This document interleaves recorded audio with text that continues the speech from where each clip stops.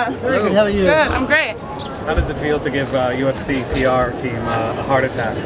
Oh, was that a heart attack? What was that? by getting up there with a total stranger and throwing kicks. You know what? She was awesome. How do you not have someone like that come up there, you know? It's interesting timing because we haven't seen this Holly Holm before, and now you're a few days from one of the biggest fights of your career. What motivated you to jump out there, jump on stage, show us a different side of your personality that we haven't really seen it in a different country of all places? Okay, so this is how it started. In LA, everybody was wondering what I was going to do because I was there before my coaches, and so they're like, well, what are you going to do for open workouts? I'm like, you guys, it's open workouts. It's with the fans. It's for them, not for me. It's for me. I mean, it's for me too, because how do you not get that energy? But so I went in there and I was just shadow boxing and jumping rope, and there was a couple of fans that were really excited, and they're calling out, throw a Superman punch or throw an axe kick. So it was fun because then they got to tell me what to do, and I was like, this makes it more fun rather than just being by myself. So it was one of those things that I'm like, you know what, I'm always going to involve the fans. If they're going to come out here just to watch us do an open workout, I want to be involved with them. Holly, we love an underdog here in Australia. Have you been surprised, I guess, at how well you've been embraced by Australians? You know, I have quite a few friends from Australia, and I love this place. I love the people here. And so I want to say that I love the support I've been getting, but I'm not surprised because you guys are awesome. So I'm not surprised how awesome you've been. But I will take all the extra, you know, kind of desire for me to do well and be the underdog and come out on top. So I appreciate it 100%, but you guys have always been awesome, so it didn't necessarily surprise me. A lot of your fights have been close to home, I guess, local for you. What's this whole international experience been like for you? It's awesome. I don't know why, but I feel like it could be a second home, you know. I have been here for vacation before, and I felt like I was at home. It's far away, and it's a new experience, but I think that's what makes it awesome, you know? Holly, to the uninitiated, it's obviously taken a little bit of time to finally come to Melbourne in terms of legalities and that sort of stuff. To the uninitiated, what makes the sport so popular around the world? First of all, everybody has a fighter in them, so I think they can relate in some way. Whatever it is they're fighting for in life, it might be their own, whatever it is they're going on. They might be fighting for a better position in their job, fighting for their marriage, fighting for their child, fighting for health, fighting for, you know, anything, for a better life. Everybody has a little bit of a fighter in them, and so I think, and the future is unknown to anybody, not just in our sport, and so I feel like people having this unknown of what's really going to happen in life is like, what's going to happen in a fight? And so people want to watch it, and I think that that's why people really love it, and the more it's getting out there, the more people that maybe haven't watched it before are like, oh my gosh, that's awesome. By the way, they say that you get your own fly over here.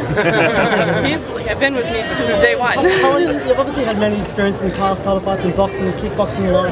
How much experience can you take from those into this title fight come Sunday?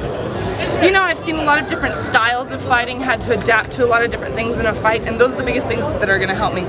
This is an MMA fight, not a boxing fight, so I'm not trying to rely only on my boxing experience and background, but I am going to take the things that it has prepared me for and use those for this fight, and then just put that in with everything I've learned to this date and make it happen. You and Valerie are comparable underdogs online and some of the popular betting lines, but a lot of the pro fighters we spoke to think that you have a better chance of pulling off the upset than Valerie does. Why do you think that is? I don't know, but I'll take it. You know what? I guess as far as polls and things like that, I don't really like to pay attention to them. That's stuff on paper, and like I said, you never know the future, so anything can happen in Valerie's and myself's fight.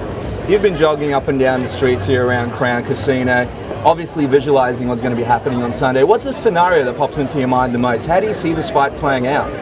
Victory.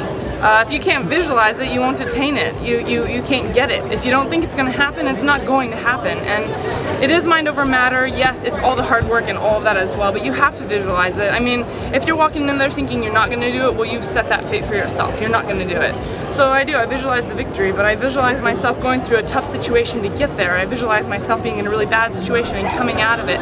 You know, there's 25 minutes in there to not mentally break.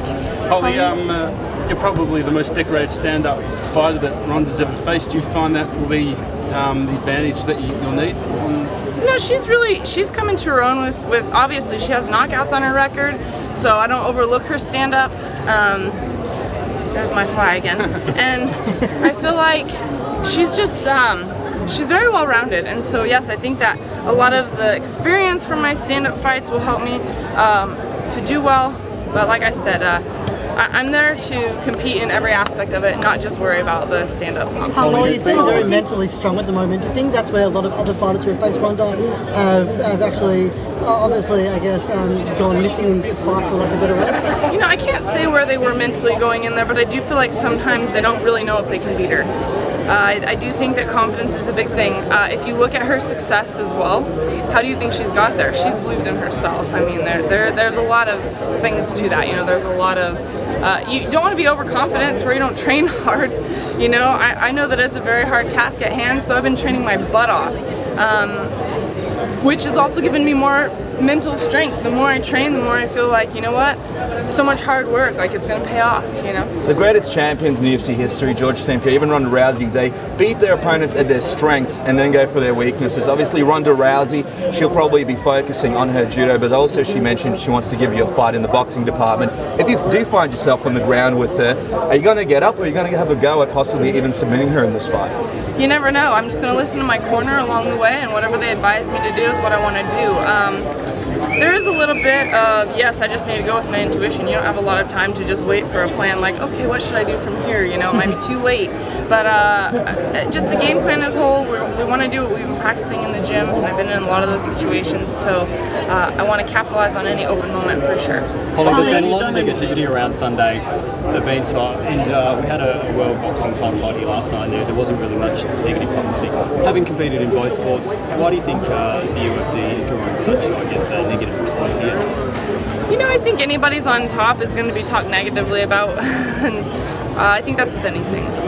There's going to be a lot of positive, and then there's always going to be the negative that always goes in with that. So it could be just not really like a sense of jealousy or envy. I don't know. I think some people just they're always going to have something to say about what's on top, because the people on top, the businesses that are on top, the athletes that are on top, it doesn't matter who you are. If you're on top, people are going to be constantly talking about you because it's all over the place. You're the ones being talked about, so you're going to have the negative with the positive. You know, and so I just embrace it. I figure if somebody's talking, okay. Holly, obviously, it's going into a fight, experience a bit of an adrenaline dump. So how do you make sure you don't experience that going into your fight? That's a hard thing right there. You know, adrenaline dump is a big thing. I think we've seen it a lot. One of the ones that sticks in my mind, Brock Lesnar was almost knocked out and came back because you know, his opponent Brendan Schaub was almost had him. You know, almost had him, and then that was it. You know, so and I think I'm spitting out the right fight that I'm thinking of. But thank you. I'm like, that's not who I was thinking. I was thinking Denver. Thanks for the correction. Okay, guys. Thank you guys. Thanks, Holly. No worries.